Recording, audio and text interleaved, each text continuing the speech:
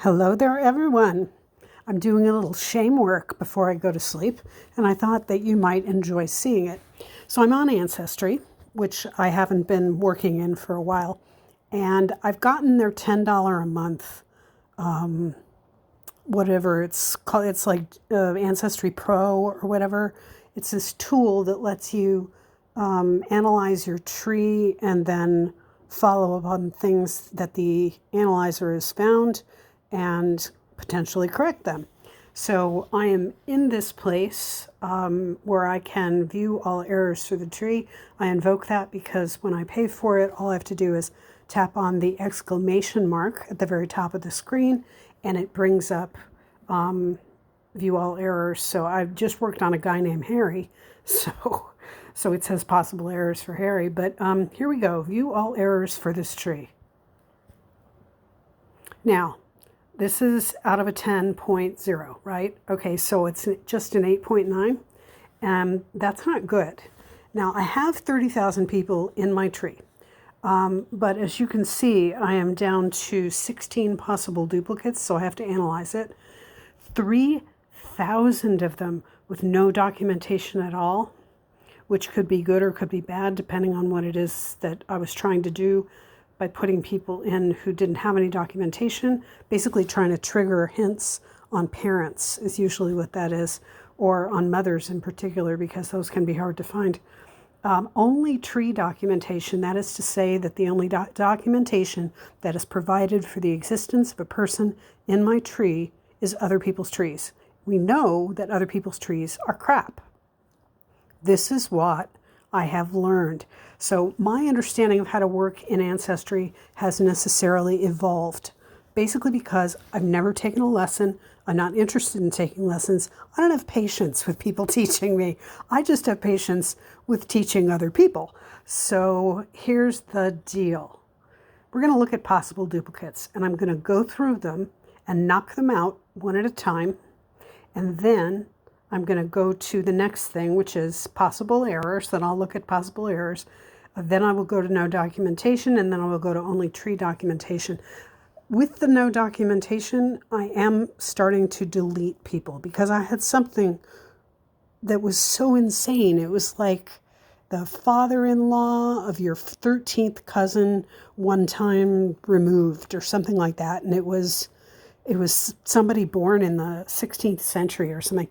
Absolute crap. I don't need that stuff. Shrubbing is important, but that is not important.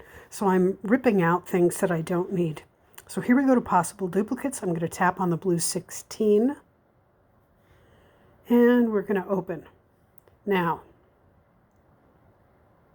this is pulling up a list. We'll see if it'll do. It gets a little moody and a little snotty sometimes. So we're going to see if this is a dupe. I know this is on my uncle's side, Nancy G. Langmaid, and I'm going to see what the story is with her.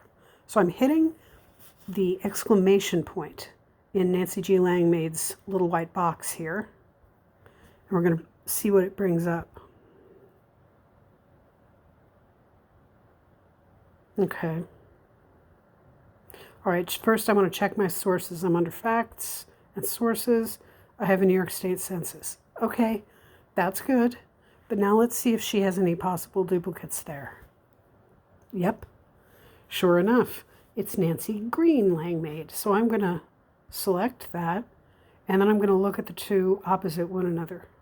That's all we've got. Okay, that is correct. So I'm grabbing the best information, right?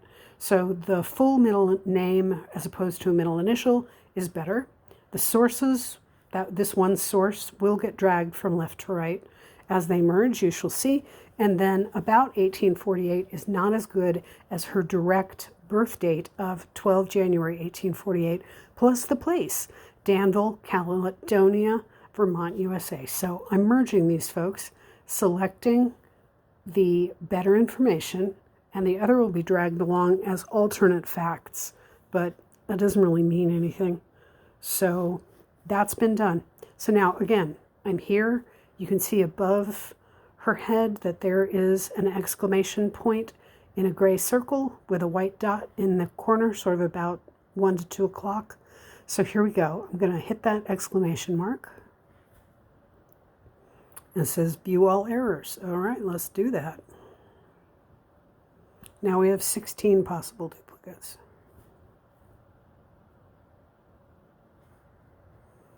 Has she got another one? No, that's the old one. Okay, let's go to Roxana Moss.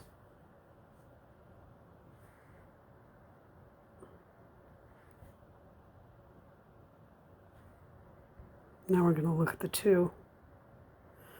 Yep, exactly the same. So we're merging them. And I want to be very sure that I didn't then do something silly like give her a second version of, no, she's just got the one husband. And William Anderson, this should be Anderson. I'm going to edit his name if I can ever get this thing to do what it's supposed to do.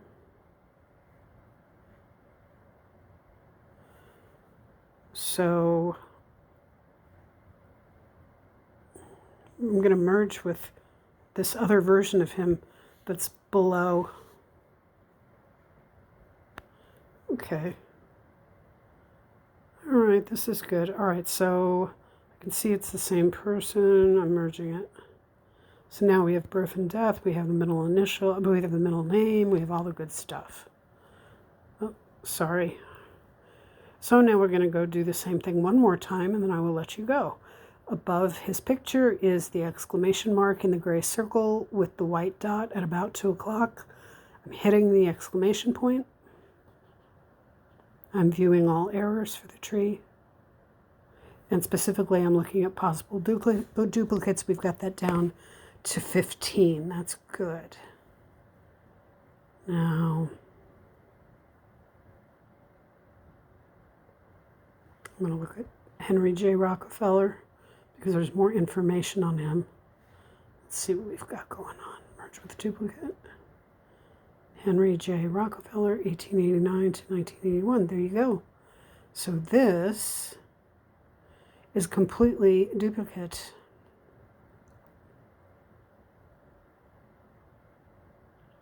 And now, exclamation mark, view all errors, possible duplicates.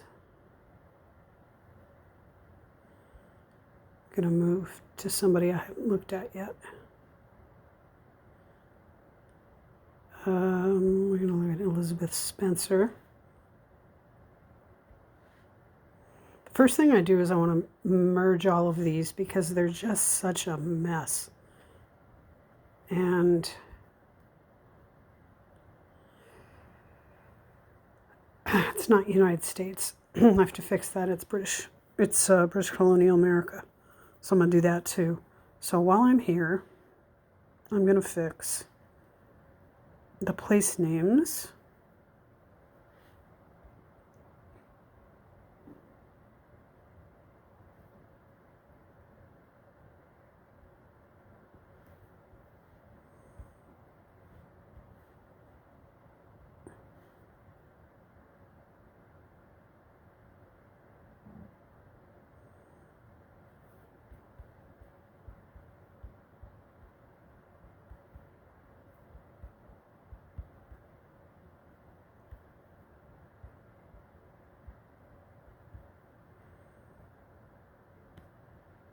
Okay, all done.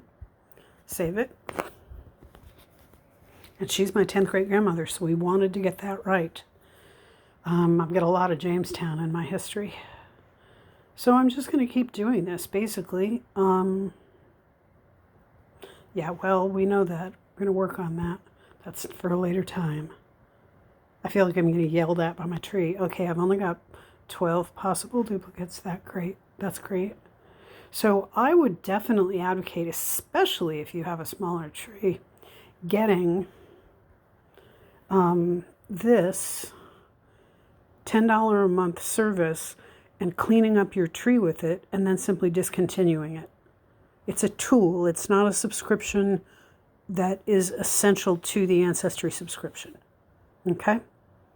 That's what I've got for you right now. I hope that you all are having a good time, and I will be talking to you soon. Bye.